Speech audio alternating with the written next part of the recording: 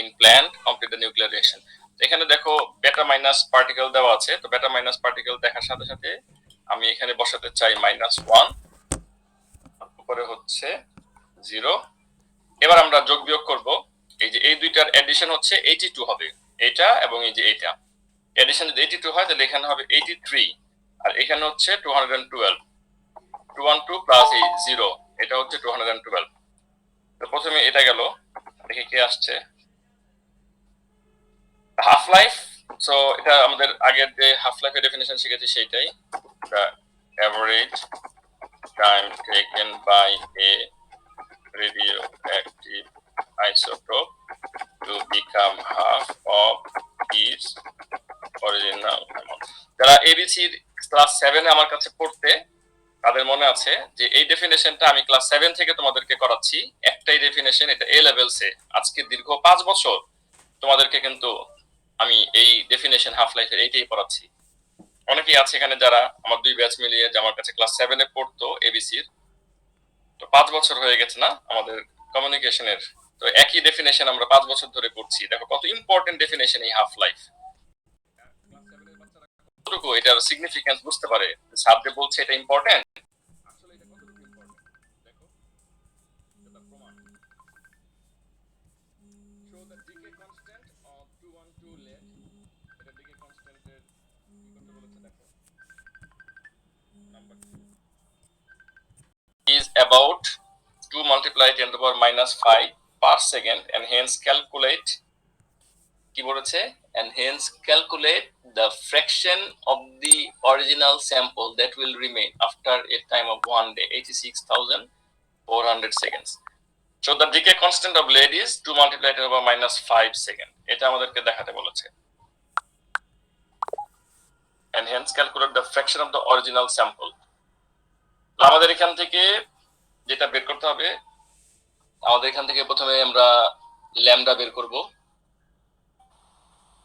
এবং এখানে দেখো এখানে আমাদের টাইমটা এই যে এটা হচ্ছে আমাদের টাইম এই যে এটা দিস ইজ দ্য টাইম এটাকে আন্ডারলাইন করো পাশে লেখো ইকুয়ালস টু দিয়ে টি এটা হচ্ছে টাইম তাহলে আমি ল্যামডা নিয়ে আসি আজকে এখন ল্যামডা আনা হয়নি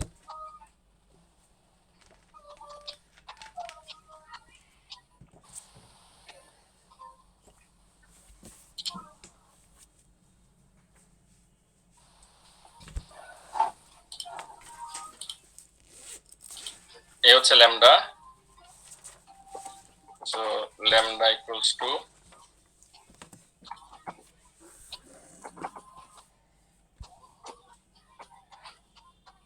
on 2 lambda equals to ln 2 divided by হচ্ছে t এটা হচ্ছে ফর্মুলা ঠিক না তো আমি এখানে কি লিখব ln 2 এর জায়গায় ln 2 divided by এর ভ্যালুটা কি আসে এর ভ্যালুটা দেয়া আছে দেখো যেটা বললাম 3.83 multiply 10 to the power 4 second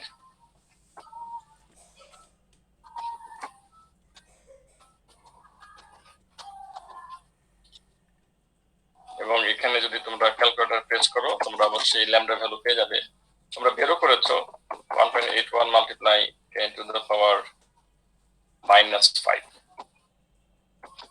per second second আমি হয়ে লিখলাম ওই যে -1 দিয়ে লেখা আমার জন্য একটু ডিস্টার্বিং সো দেখো এটা হচ্ছে ল্যামডার ভ্যালু এখন ল্যামডার ভ্যালু আমরা পেয়ে গেলাম এটা আমাদেরকে বের করতে বলেছে যে আমার এই পার্টটা হয়ে গেল শো দ্যাট এটা হচ্ছে এটা এখানে অ্যাবাউট 2 আছে আমার আসছে 1.81 and hence calculate the fraction of the original sample তো ফর্মুলাটা কি ছিল অরিজিনাল স্যাম্পলের তোমাদের মনে আছে n equals to n naught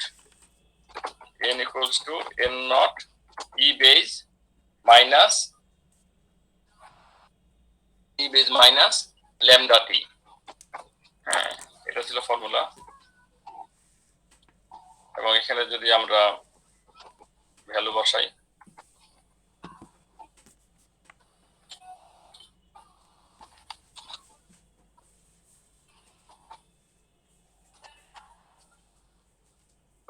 n equals to আসে n naught e base minus lambda t, minus lambda t এর ফর্মুলা হচ্ছে মাইনাস ল্যামডা টি, এ হচ্ছে মাইনাস ল্যামডা হচ্ছে 1.81 multiply 10 to the power -5 multiply t এর ভ্যালু হচ্ছে, এটা আমি একটু আগে লিখলাম, এখানে টি হচ্ছে এই যে এটা 86,400 সেকেন্ড দিয়ে দিয়েছে, then hence calculate the fraction original second just even after 1 day, so 86,400 seconds, এটাকে যদি আমি উপরে দিয়ে দিই,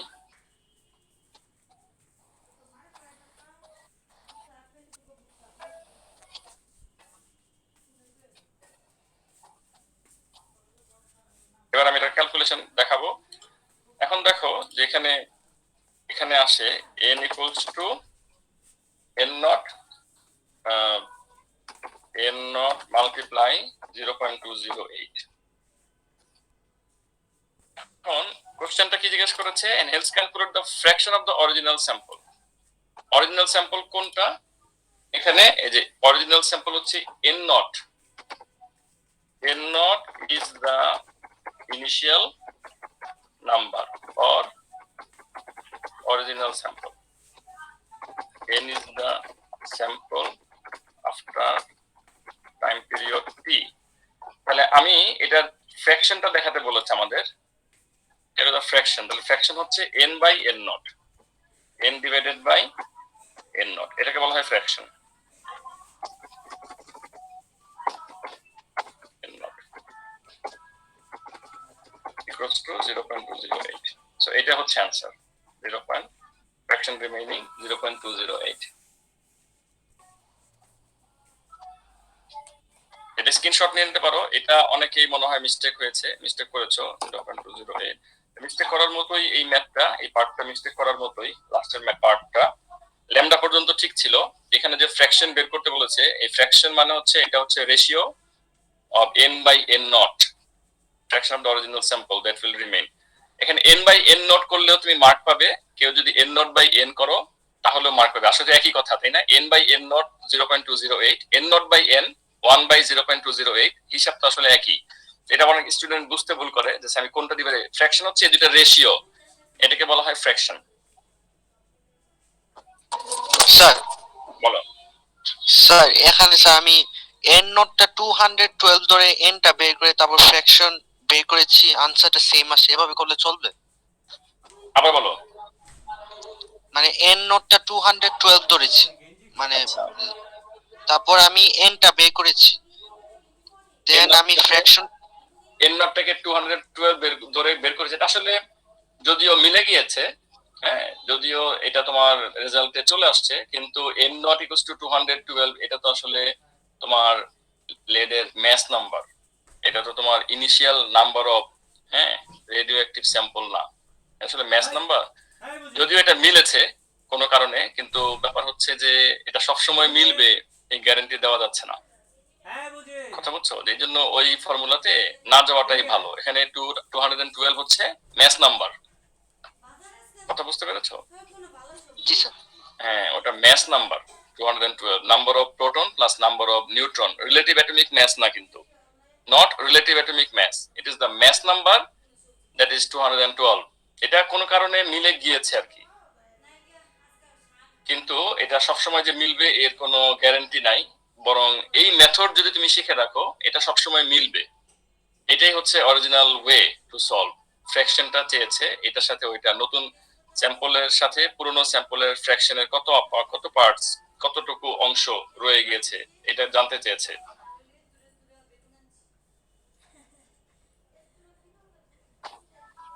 চলো যাই তারপরের কোশ্চেন দেখো, তারপরে কোশ্চেনটা হচ্ছে the energy released in this decay is 9.12 multiplied 10 to the power -14।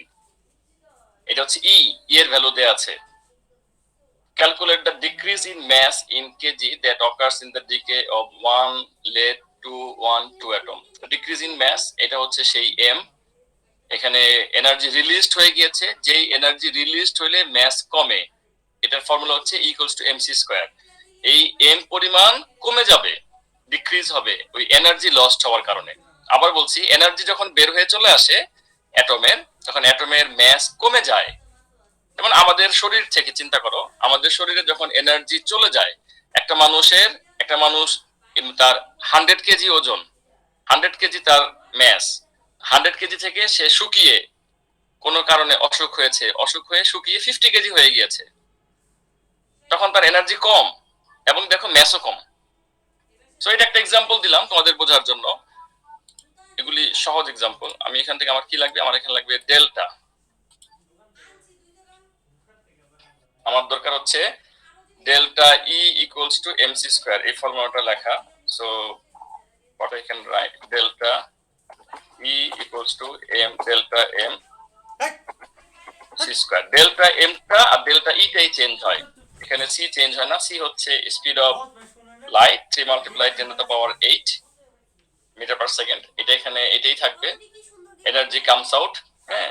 তো আমাদের এখানে তো ডেল্টা m ইকুয়ালস টু হবে ডেল্টা ই ডিভাইডেড বাই, আমি যেভাবে লিখি সেভাবে যদি লিখতে চাই,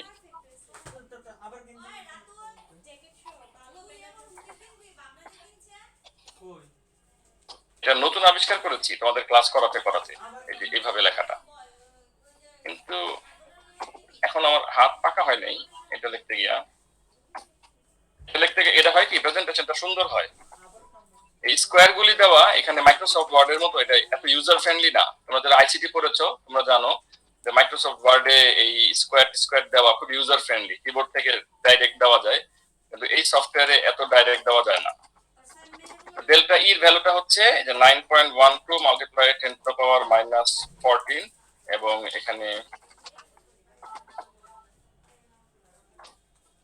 স্কয়ার হচ্ছে 3 multiply 10 to the power 8।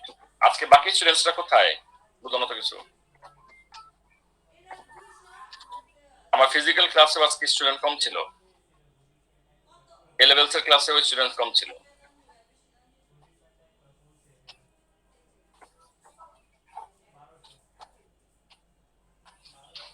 So এটা দাঁড়াচ্ছে equals to delta m equal to 1.01 multiply 10 to the power -30 kd.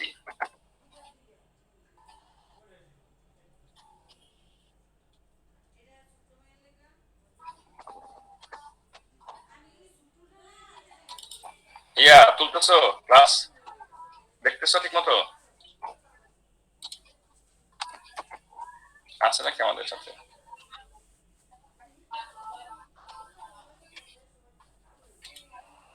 নাকি আমাদের লাগাই দিয়ে শুরু করে দিয়ে চলে গেছো?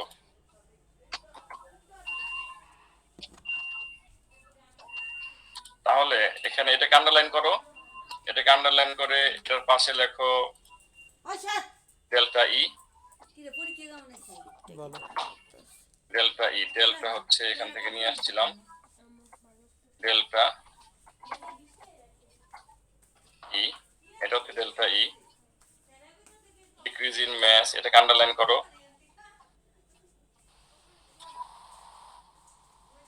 এটা নিচে লেখো ডেল্টা এম। এগুলি খুব ভালো, এগুলি লেখা। তারপরে কোশ্চেন দেখো, the isotope of bismuth produced by the decay of cathode itself radioactive. It produces both alpha and beta particles with an overall half-life which is much shorter than that of the lead. এটা কি কি produce করে? Alpha এবং বেটা particles produce করে। Discuss how the decay of the bismuth isotope could affect the measurements made on the activity of the measurements. মানে যেহেতু alpha এবং বেটা পার্টিকেলস তৈরি হয়, আলফা এবং বেটা মধ্যে কোনটাকে ডিটেক্ট করা যাবে? এটাকে ডিটেক্ট করা যাবে হচ্ছে বেটাটাকে। আলফা হয়তো ওই যে বিম প্ল্যান্ট পেনিট্রেট করতে পারবে না, এখানে এই যে বিম প্ল্যান্ট দিয়েছে, এই যে প্রথমে দেখো he studied the transportation of a small sample of the isotope in a broad beam plant. He studied the transportation in a broad beam plant. এই বিম প্ল্যান্ট পর্যন্ত আলফা পার্টিকেলটা পৌঁছাতে না পারলেও বেটা পার্টিকেল ঠিকই পৌঁছাবে, ওটা দিয়ে ট্রেস করে সে। আমাদের এখানে এফেক্ট করবে কিভাবে? আমাদের এখানে তো ডিকে হওয়ার কথা, যে রেডিও অ্যাক্টিভিটি অনেক শেষ হয়েছে, কিন্তু গিয়ে দেখবো যে শেষ হয় নাই। কেন শেষ হয় নাই? কারণ যে বেটা পার্টিকেল সাথে প্রডিউস হচ্ছে সেটা গিয়ে ব্যালেন্স করবে। আমরা যতটুকু শেষ হয়ে গিয়েছে রেডিয়েশন, যত কম পাওয়ার কথা অত কম পাবো না, বেশি পাবো বেটা পার্টিকেলস এর সাথে প্রডিউস হওয়ার কারণে। এটা কি সবার কাছে ক্লিয়ার হইলো জিনিসটা?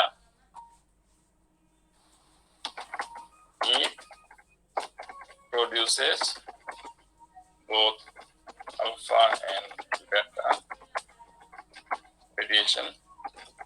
Beta reaches the main gland and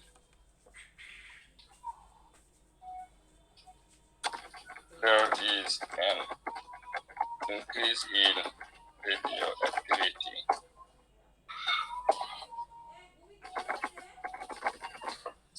যথেষ্ট রেডিও অ্যাক্টিভিটি পাওয়া যাবে এই বেটা গিয়ে পৌঁছানোর কারণে। একেবারে কম পাওয়ার কথা ছিল, সেই কমটা আর হবে না, কারণ বেটা গিয়ে এটাকে দেখা যাবে যে অনেক বেশি রেডিও অ্যাক্টিভ পাওয়া যাচ্ছে।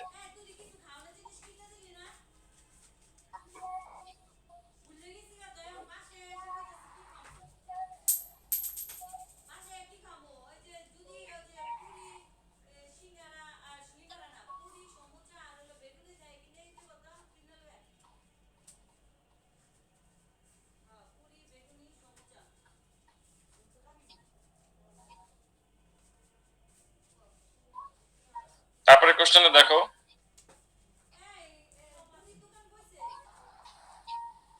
কি বলেছে, George de Hevesy also discovered the element hafnium which is a good absorber of neutrons. Hafnium is sometimes used to control the rate of fission in a nuclear fission reactor. Suggest why a material which is a good absorber of neutrons would enable the rate of fission to be controlled. আচ্ছা, এখানে underline করব এই জায়গাটা।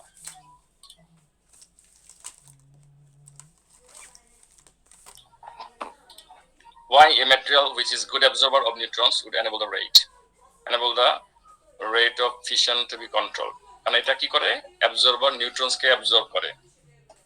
When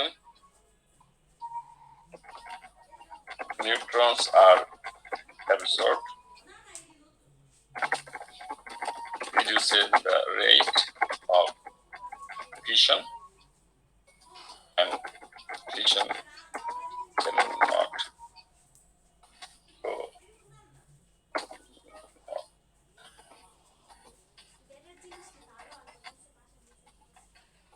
can be controlled.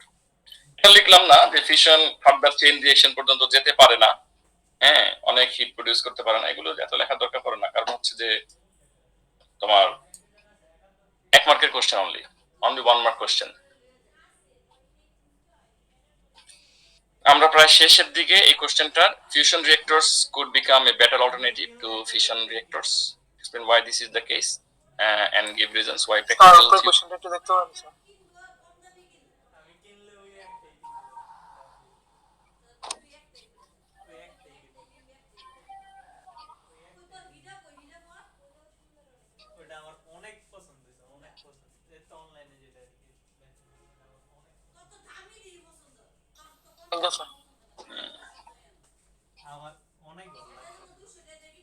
Compare করতে বলেছে, এটা এক ধরনের comparison question. why this is the case, give reason why practical fusion reactors are still only at experimental stage. কারণ এটার অনেক হাই টেম্পারেচার লাগে, যেটা খুব ডিফিকাল্ট, বুঝছো?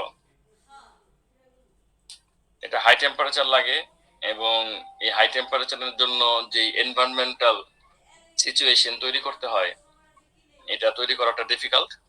এবং এই হাই টেম্পারেচার মানে হচ্ছে হাই এনার্জি। এই হাই এনার্জি তৈরি করে আউটপুট পেতে পেতে খরচ অনেক বেশি হয়ে যায়, বুঝছো? ইনপুট এনার্জি অনেক বেশি লাগে, আউটপুট পাবো আমি অনেক, তারপরে তো আমাকে একটা সময় গিয়ে ব্যালেন্স হবে। মনে করো ফর এক্সাম্পল, তুমি এভাবে বলি, তুমি 50 লক্ষ টাকা ইনভেস্ট করলে একটা ব্যবসায়, 50 লক্ষ টাকা ইনভেস্ট করেছো, তোমার প্রফিট হয়, মনে করো যে 50 লক্ষ টাকা ইনভেস্ট করেছো তুমি, তোমাকে সবাই বলেছে যেটা প্রফিট হবে 50 লক্ষ টাকার চেয়েও বেশি প্রফিট হবে, কিন্তু সময় লাগবে। তো কেমন সময় লাগবে? তোমার মাসে প্রফিট হয় মনে করো ফর এক্সাম্পল 10,000 টাকা। তো 50 লক্ষ টাকার বিজনেসে মাসে যদি 10,000 টাকা প্রফিট হয় খরচ টরচ বাদ দিয়ে, তাহলে কবে এটা তুমি একটা পর্যায় পর্যন্ত নিয়ে যাবা, যখন একবার যখন প্রফিট 50 লক্ষ টাকা তোমার ঘরে উঠে আসবে, পুরো ইনভেস্টমেন্ট ফিরে আসবে, তারপরে যখন প্রফিট হতে থাকবে, এবং এটা প্রথমে 10,000 টাকা, তারপরের মাসে এটা প্রফিট হবে তোমার 15,000, তারপরের মাস থেকে প্রফিট হবে 20,000, তারপরের মাস থেকে প্রফিট হবে 25,000, তারপরের মাস থেকে প্রফিট হবে 40,000, তারপরের মাস থেকে প্রফিট হবে প্রতি মাসে 50,000, তারপরের মাসে প্রতি মাসে প্রফিট হবে 1 লাখ। তাহলে 1 লাখ টাকা প্রতি মাসে প্রফিট হতে হতে 6-7 মাস যাবে গা। তারপরের মাসে প্রতি মাসে প্রফিট হবে 1.5 লাখ, তারপরের মাসে প্রতি মাসে প্রফিট হবে 2 লাখ, তারপরের থেকে প্রতি মাসে প্রফিট হবে 2 লাখ 2.5 লাখ টাকা করে। মনে করো ফর এক্সাম্পল, তাহলে 2 লক্ষ টাকা প্রতি মাসে প্রফিট, এটা হয়তো 1 বছর যাবে গা। এইভাবে যদি তুমি 3 বছর 4 বছর ওয়েট করতে পারো, তখন কিন্তু মজা। একটা পর্যায়ে দেখবা প্রতি মাসে 20 লক্ষ 25 লক্ষ টাকা প্রতি মাসে প্রফিট। তাহলে এই 3-4 বছর ওয়েট করে তারপরে গিয়ে টিকে থাকতে পারলে দেন প্রতি মাসেই 50 লক্ষ টাকা এক সময় প্রফিট, 5 বছর পরে প্রতি মাসেই 50 লক্ষ টাকা প্রফিট। টিউশনের ব্যাপারটা এরকম। আমি কি বুঝাইতে পারলাম জিনিসটা কি বাংলা ভাষায় বুঝলা, টাকা পয়সা দিয়ে বুঝাইলাম সবাই? হ্যাঁ হ্যাঁ, স্টুডেন্টসরা নাই এখানে আমার সাথে? জি স্যার, বুঝতে পারছি।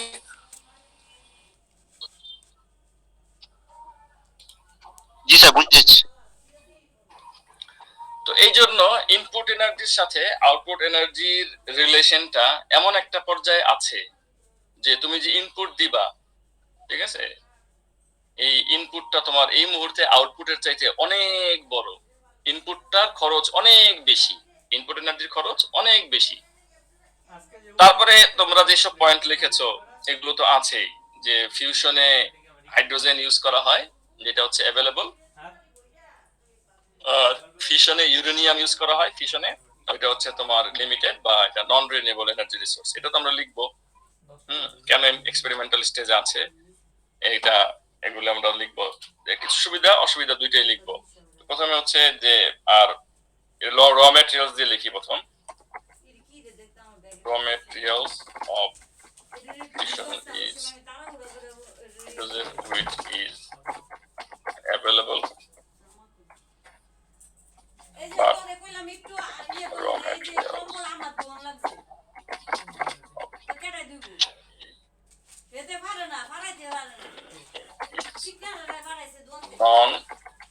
non-renewable energy resource.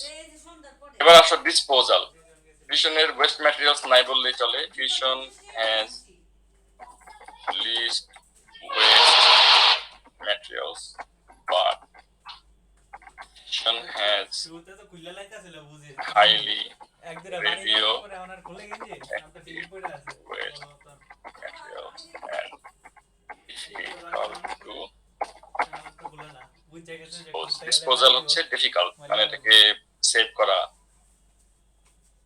Very high temperature is needed for fusion.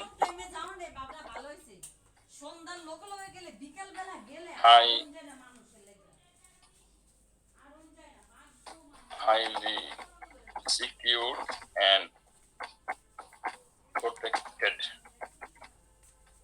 environment is required. এটা ফিশনের জন্য দরকার, কিন্তু ফিশনের জন্য যতটুকু দরকার তার চাইতে অনেক বেশি প্রোটেক্টেড এনভায়রনমেন্ট দরকার হচ্ছে ফিউশনে। ফিশনের জন্য দরকার, হ্যাঁ, প্রোটেক্টেড এনভায়রনমেন্ট দরকার ফিশনে, কিন্তু ফিউশনে তার চাইতে অনেক বেশি প্রোটেকশন দরকার, এই সিকিউর এনভায়রনমেন্ট দরকার। তোমার হাই টেম্পারেচার যে কোনো প্রকারের, তোমার এই ফিশনে যে ধরনের শিল্ডিং দেওয়া হয়, ফিউশনে যে হাই টেম্পারেচার প্রডিউস হয় বা দিতে হয় প্রডিউস হয় না, দিতে হয়, তাতে তোমার এগুলো গলে যাবে, মেল্ট হয়ে যাবে। আমি আবার বলছি, ফিশনে যে ধরনের রিয়েক্টর বানানো হয়, ফিউশনে যে টেম্পারেচার দেওয়া লাগে ফিউশনে, এই টেম্পারেচার দিয়ে ওই ধরনের প্রোটেকশন গলে যাবে, মেল্ট হয়ে যাবে, জাস্ট ডাইরেক্ট মেল্ট হয়ে যাবে। এত হাই টেম্পারেচার দিতে হয়, পার্টিকেলস কে কলাইড করাইতে হয়, এবং পার্টিকেলস গুলো হচ্ছে তোমার পজিটিভলি চার্জ পার্টিকেল। এই ধরনের পজিটিভলি চার্জ পজিটিভ নিউক্লি, এই নিউক্লি একটা কাছাকাছি আসতে চায় না, এবং এদেরকে হাই স্পিডে এই একটার সাথে সংঘর্ষ করাইতে হয়, ডেঞ্জারাস ব্যাপার স্যাপার। এই জন্য এগুলো মানে এইসব কারণে এটা হচ্ছে এখন এক্সপেরিমেন্টাল লেভেলে। আরেকটা বলছি যে ইনপুট এনার্জি অনেক হাই দরকার then the output energy produce right now. যেটা তোমাদের প্রথমেই বললাম, the input energy required, required for fusion is much higher than the produced output energy. আরেকটু সুন্দর দেখতে আরেকটা গেঞ্জি কিনতা। এটা এই মুহূর্তে বুঝছো না, যে এক সময় গিয়ে এটার আমরা ফলাফল পাবো, কিন্তু ওই এক সময় আস্তে আস্তে ওই পর্যন্ত এটার পিছনে যে মেহনত দেওয়া, এটার পেছনে যে এই কাজ করা, এটার টেম্পারেচারটা, এটার এই যে রিয়েক্টর এগুলো বানানো, এগুলোকে ধরে রাখা, এই পর্যন্ত কন্ট্রোল করা, আউটপুট এনার্জি এসে ওইটার বেনিফিট নিব। তো ফিউশনের কারণে যে এনার্জি প্রডিউস হবে, সেই এনার্জি সেল করতে হবে, সেই সেল করা এনার্জি থেকে টাকা তুলতে হবে, সেই টাকা খরচ করে পুরো মেইনটেনেন্স কে ওইটার টাকা দিয়ে ওইটাকে চালাইতে হবে, এই পর্যন্ত যাওয়াটা এটা বিরাট ডিফিকাল্ট, এবং এটা এই জন্য এক্সপেরিমেন্টাল লেভেলে আছে, এবং এটা highly secured and protected closed environment. Protected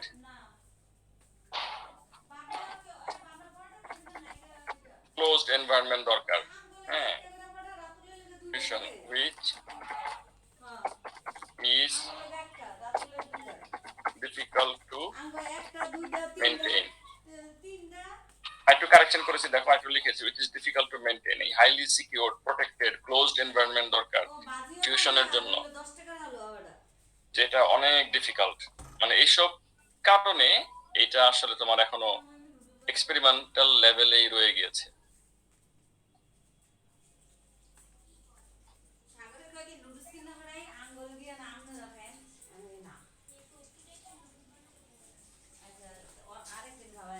আমরা ডিটেইল আলোচনা করলাম। আমাদের লাস্ট কোশ্চেনটা স্যার। বলো। স্যার ডি নাম্বার আনসারটা একটু দেখাতে পারবেন, আমি মিস করেছি। আমি সবগুলি দেখাবো। জিৎ জয়েন করেছে এখন। জিৎ, এটা হচ্ছে লাস্টের কোশ্চেনটা, কোশ্চেনটা সবগুলো দেখাচ্ছি। অসুবিধা নাই, সমস্যা থাকতেই পারে। এটা একটা স্ক্রিনশট নাও, আমি সবগুলি দেখাচ্ছি।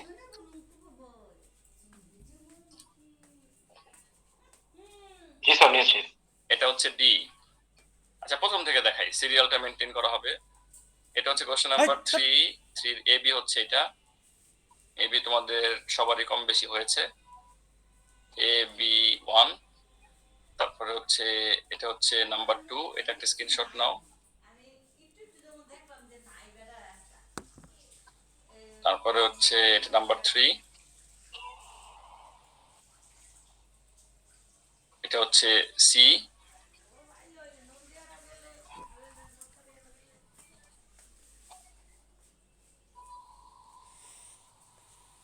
এটা হচ্ছে ডি।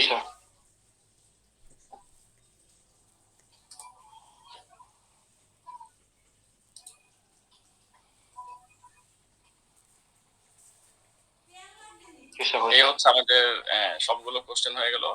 এবার আমরা আমাদের যে রেগুলার পড়া ছিল আমরা সেখানে ফিরবো। তোমরা হয়তো ভুলেই গিয়েছো আমরা কোথায় ছিলাম।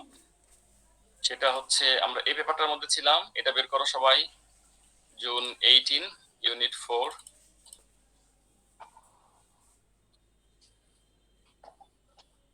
নতুন বছর আসতেছে, সবার মধ্যে একটা উৎসব উৎসব ভাব চলছে সব দিকে। সবাই খুব এনজয় করছে, নতুন বছর, নিউ ইয়ার ইজ কামিং। দেখি আমাদের কি করা যায়। আমি এমনিতে 25 তারিখ ব্যাচ বন্ধ দিয়েছি। 25 তারিখে তোমাদের সাথে আমার কোনো ক্লাস নাই। দেখো তোমরা আসলে কোনো ভ্যাকেশন পাচ্ছ না। 25, 26, 27, 28, 31 তারিখ আর 1 তারিখ ওইখানেও আসলে তোমাদের কোনো কারবার পড়ে নাই। তোমাদের ক্লাসের কোনো হ্যাম্পার হচ্ছে না, তোমাদের ক্লাস কন্টিনিউ থাকবে। তোমাদের কোনো দিকে কোনো ব্রেক চলছে না। তোমাদের একটা ব্রেক দেওয়া যায়, উইন্টার ভ্যাকেশন 1 দিন 2 দিন দেওয়া যায়, সেটা দেখা যাবে, অসুবিধা নেই।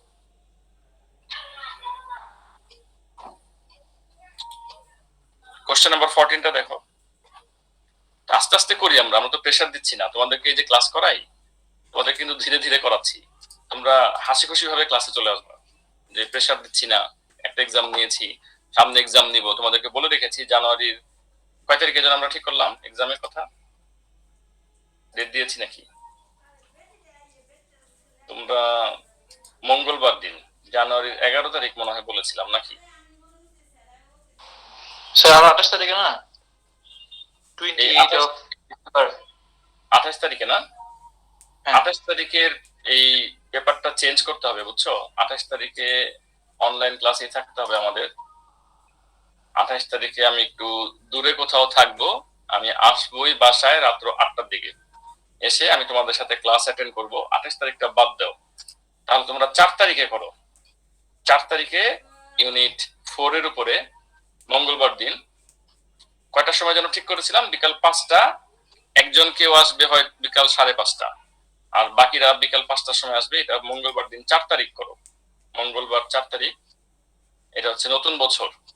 ইউনিট 4 টেক্সট বুকটার সাথে আমি অ্যালাউ করবো। টেক্সট বুকটা নিয়ে আসবা, যার যার টেক্সট বুক। আমি টেক্সট বুক তো এতগুলি টেক্সট বুক আমি তো টেক্সট বুক দিব না, যার যার টেক্সট বুক নিয়ে আসতে হবে। শুধু textbook, calculator, eraser, pencil, pen, sharpener. Question আমি প্রিন্ট করে নিয়ে আসবো। কোশ্চেন আমাদের গ্রাফ পেপার থাকলে থাকবে, বাকি দায়িত্ব আমার। কোশ্চেন নাম্বার 14টা করি। সো আমাদের ডেট একটু চেঞ্জ হলো, 4 তারিখ, নট 28। হ্যাঁ, ভালো হইলো তোমাদের সাথে আলোচনা করে। আমি তো ভাবছিলাম আরেকটু পরে কিনা, আমি তো আসলে ভুলে গিয়েছিলাম। আমি চেষ্টা করবো আজকে মেসেঞ্জারে দিয়ে দেওয়ার। মেসেঞ্জারে না দিলে আমি নিজেও তো ভুলে যাই।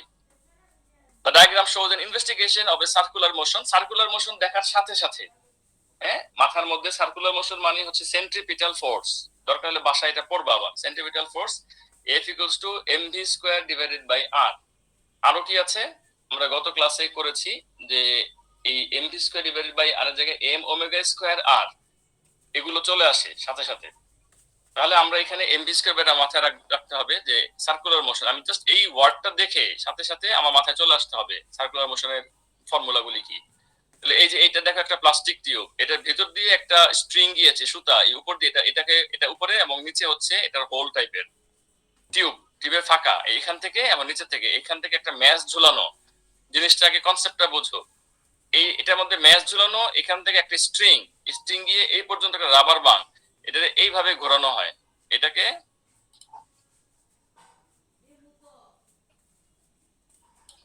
এইভাবে ঘোরানো হয়। এই যে এটা ধরে ঘোরানো হয়, এটা ধরে যখন ঘোরানো হয়, তুমি যত জোরে ঘোরাবা তত এই জায়গাটা টাইট থাকবে। এরকম জোরে ঘোরাবা, জোরে ঘুরবে।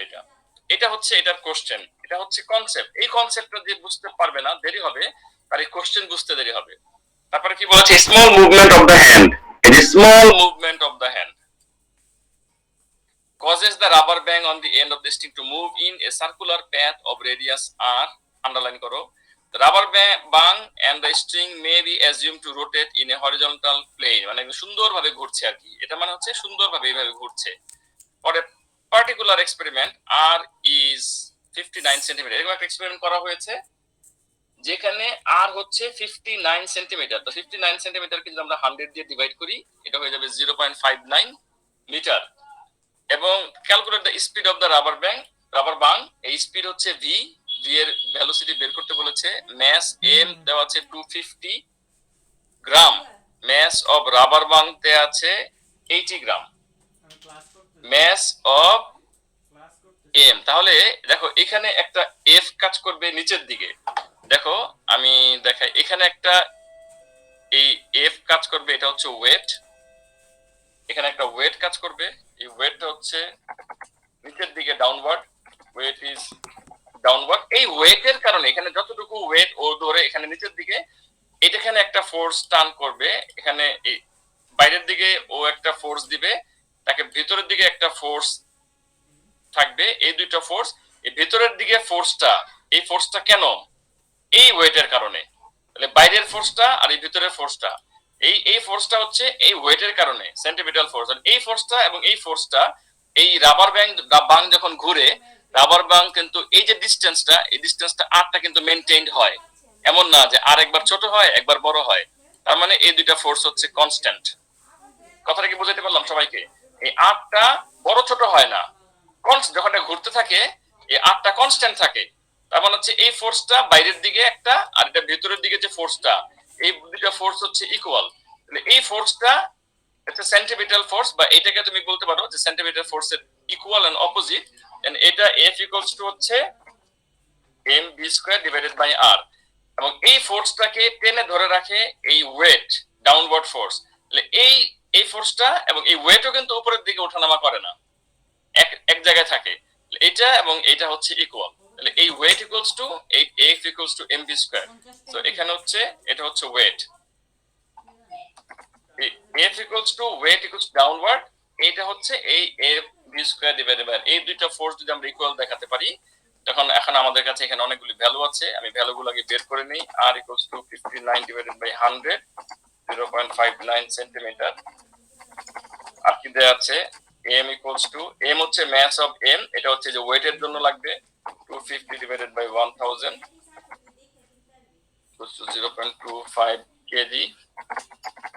আর দেওয়া আছে কি mass m equals to rubber band 80 divided by 1000 এবং এটা হচ্ছে 0.08 কেজি। এবার দেখি আমরা, so M V square divided by R equals to mg। এই এম এবং এই এম ভি স্কয়ারের মধ্যে পার্থক্য আছে, এই এম হচ্ছে এম স্মল এম, আর এখানে এই এম হচ্ছে এটা হচ্ছে ক্যাপিটাল এম। তো এম ভি স্কয়ার এম এর ভ্যালুটা বসাই 0.08 multiply V square, V square কত এখানে, ভি স্কয়ার আমাদেরকে বের করতে হবে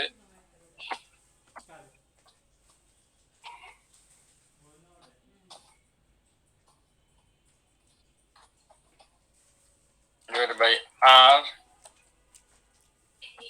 equals to mg, mg হচ্ছে 0.25 মাল্টিপ্লাই 9.81 এবং এখান থেকে যদি তোমরা ভি স্কয়ার বের করো, ভি বের করো,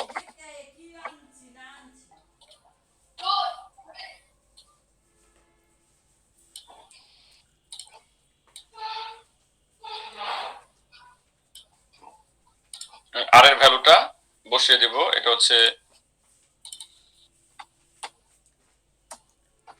0.59 মাল্টিপ্লাই 0.59 হচ্ছে আর এর ভ্যালু, আটটা উপরে চলে যাবে, 0.59 মাল্টিপ্লাই 0.25 মাল্টিপ্লাই 9.81 এবং ডিভাইডেড বাই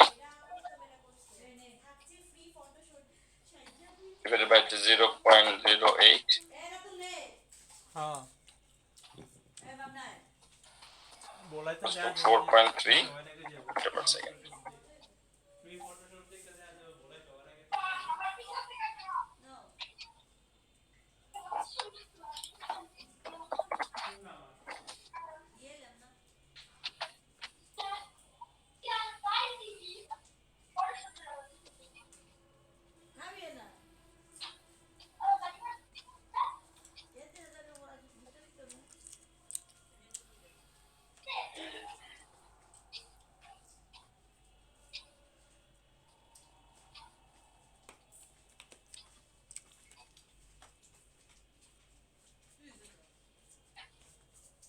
এবার দেখো তারপরে কোশ্চেনটা দেখো, the speed of the rubber band is increased।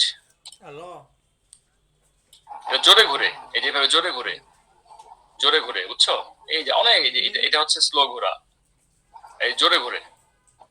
explain now why m now moves to a higher position। m যে হায়ার পজিশনে চলে যায় এটা আমাদেরকে কিন্তু বলে দিচ্ছে, m হায়ার পজিশন। দেখো m হায়ার পজিশনে যায় মানে হচ্ছে এই যে এটা আরো বাইরের দিকে বের হয়ে যায়, তখন এই m এটা টেনে ধরে, m এই উপরের দিকে উঠে যায়, এটা আরো বাইরের দিকে মানে খুব একটা এখানে টেনশন কাজ করে না, যে এই যে যদি m একই জায়গায় থাকে আর এটা যদি স্পিড হয় তাহলে এটা কিন্তু স্ট্রেচ হবে, এই স্ট্রিংটা কিন্তু স্ট্রেচ হবে। কথাটা খেয়াল করো, যদি m মুভ না করে এবং এটা জোরে ঘুরে তাহলে এই এটার উপর একটা টান পড়বে, জোরে ঘোরার কারণে স্পিডের কারণে টান পড়বে এবং এটা স্ট্রিংটা স্ট্রেচ হবে।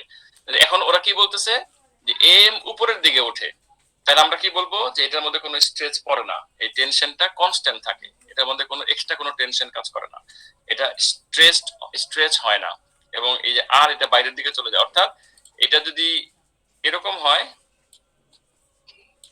এরকম হয় তাহলে এই এটা এখানে চলে আসবে, এমটা এখানে চলে আসবে, হ্যাঁ উপরে, তাহলে এটা বাইরের দিকে চলে আসছে। যদি আমি একটু বেশি ড্র করে ফেলেছি, অতিরিক্ত করে ফেলেছি, এটা বেশি বড় করে ফেলেছি, তোমাদের বুঝতে পারছো কিনা? তো আমি আরেকবার ডিসকাস করছি, যখন এটা জোরে ঘোরানো হয় তখন এটা এত জোরে ঘুরে যে এই এটার উপরে প্রেসার পড়ে স্ট্রিং এর উপরে এবং স্ট্রিংটা এই বাইরের দিকে চলে আসে, এই পর্যন্ত চলে আসে, লম্বা হয়ে যায় এবং এই লম্বাটা হয় এখান থেকে এটা উপরের দিকে উঠে যায়, যেহেতু এটা ভিতর দিয়ে আসা যাওয়ার, তোমরা তো বুঝতে পারছো না, এটা হলো টিউব,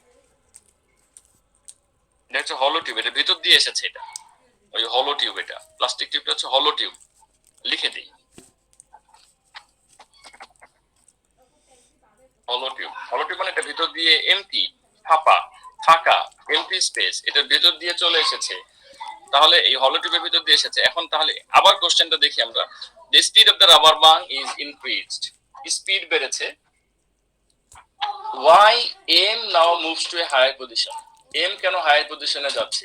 স্পিড বেড়েছে, স্পিড যদি বাড়ে তাহলে আর অবশ্যই গ্রেটার হবে, এই যে আর যেটা এই ডিসটেন্সটা গ্রেটার হবে। এখন যদি লেন্থ একই রকম থাকে, এখন টেনশন কি হয়েছে? টেনশন কি বেড়েছে না কমেছে? টেনশন তো বাড়েনি। টেনশন যেহেতু বাড়েনি, স্ট্রিং এর লেন্থ চেঞ্জ হয়নি, তাহলে আর যদি বাড়ে তাহলে এম কে অবশ্যই হায়ার পজিশনে যেতে হবে। তারপর কথাগুলি কি যে as speed increases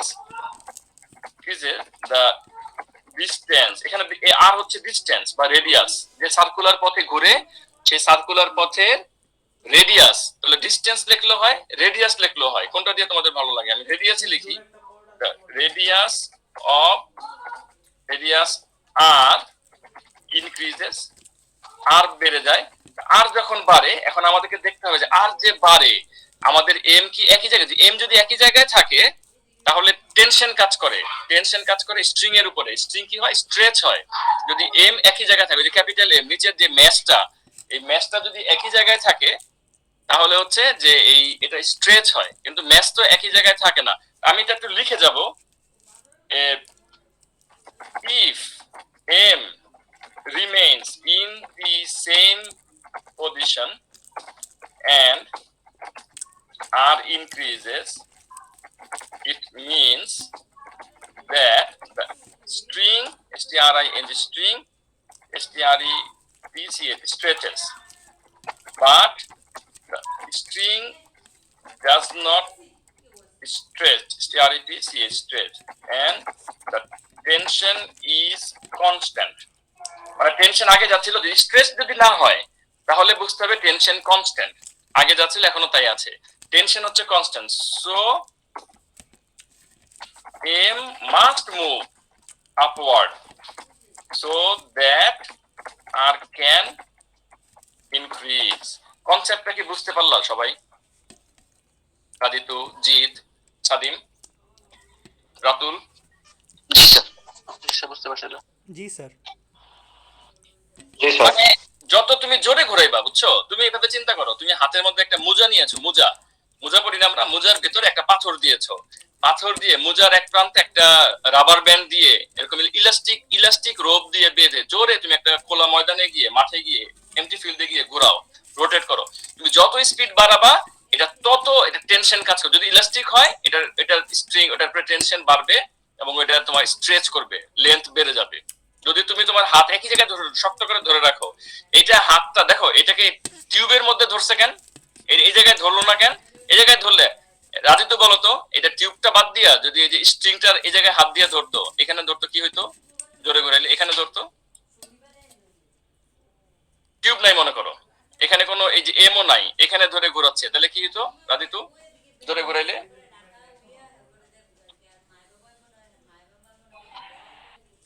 বলতে পারছো না? তাহলে তো বেশি জোরে ঘুরতো না। হ্যাঁ বেশি জোরে ঘুরতে বলতেছি তো, বেশি জোরে ঘুরাইলে কি হইতো মনে করে? এটা লড়তো না তাহলে? হ্যাঁ তাহলে স্ট্রিং এর মধ্যে ধরে রাখলে তো লড়বে না তাহলে স্যার? না না, এম নাই মনে করো, এম নাই, স্ট্রিং এ ধরে ঘোরানো হইতেছে সরাসরি। হ্যাঁ মনে করো এম নাই, তাহলে স্ট্রেচ হবে? স্ট্রেচ হবে, তাহলে স্ট্রেচ হবে, বুঝছো এবার? গুড জিত। তাহলে এটা স্ট্রেচ হইতো যদি এম নাই, যদি এখানে হলো টিউব নাই, যদি এই স্ট্রিং এ ধরে ঘোরানো হইতো এবং স্পিড যদি বাড়ায় দেওয়া হয় তাহলে এটা স্ট্রেচ হবে। গুড, সবাই বুঝতে পারছো না এটা জিনিসটা? রাতুল বুঝতে পারতেছো? রাতুল? জি স্যার। আদি আদি আদি আসো আমাদের সাথে? হ্যাঁ স্যার বুঝছি। গুড। এরপরে কোশ্চেন দেখো, আজকের লাস্ট কোশ্চেন, এরপর আর সময় হবে না। Question number C, in order to calculate, ভালো তো লাস্ট একটু বাকি ছিল। আচ্ছা তুলে নাও কোশ্চেনটা পড়ো, বাকিরা সবাই সি কোশ্চেনটা পড়ো।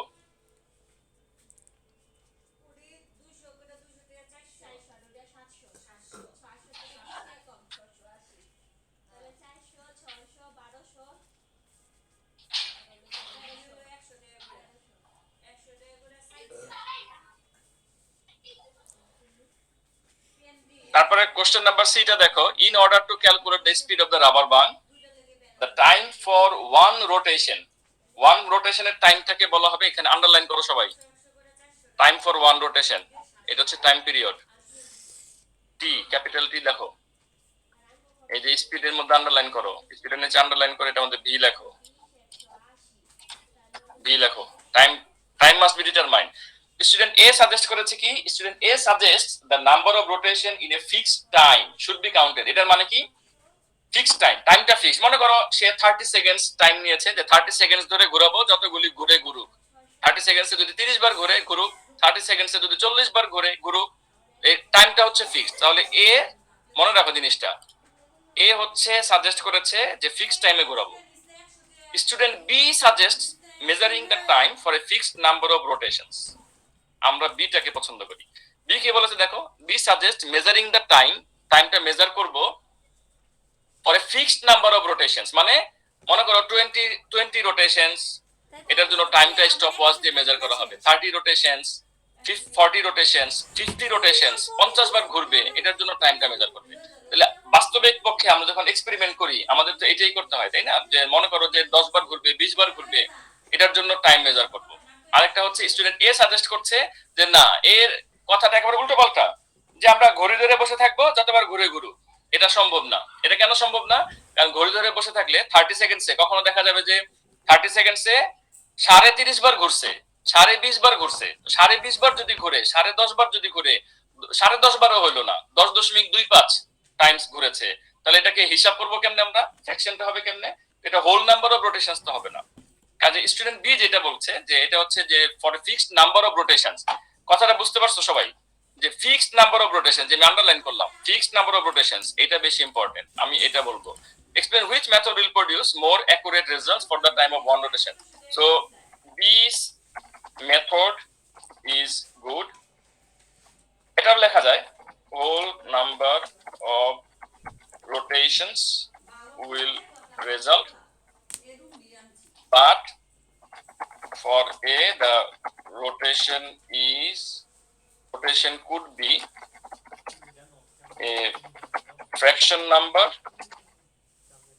and would be difficult to get the time period T. আরো প্রবলেম থাকলে জিজ্ঞেস করতে পারো। দেখো 2 মার্কের কোশ্চেন আমাদের তো বলা নাই যে 2 মার্কের জন্য 2টা পয়েন্ট মার্ক স্কিমের মতো করে গড় গড় করে লিখে দিব। এটা কি আমাদের পক্ষে সম্ভব? আমরা কি এক্সাম হলে বসে মার্ক স্কিম জানি? তো আমাদেরকে কি করতে হবে, আমাদেরকে কোশ্চেনের সিনারিওটা বুঝতে হবে, এটার ভিতরে গভীরে প্রবেশ করতে হবে, এবং সিনারিওটা নিজের ভাষায় সহজ ইংলিশে। সবসময় মনে রাখবা, ইংলিশটা হবে সহজ। কঠিন ইংলিশ করার চেষ্টা করবা, তুমি লাইন থেকে বেরিয়ে যাবা। ফিজিক্স, কেমিস্ট্রি, বায়োলজিতে কখনো ইংলিশ দেখাইতে যাবা না। এখানে আমরা দেখাবো সহজ ইংলিশ, মার্ক পাবো ভালো। ঠিক আছে, তোমাদের মনে হয় ক্লাস আছে। সবাইকে অনেক ধন্যবাদ রাতে ক্লাস করার জন্য আমার সাথে। Thank you. আসসালামু আলাইকুম।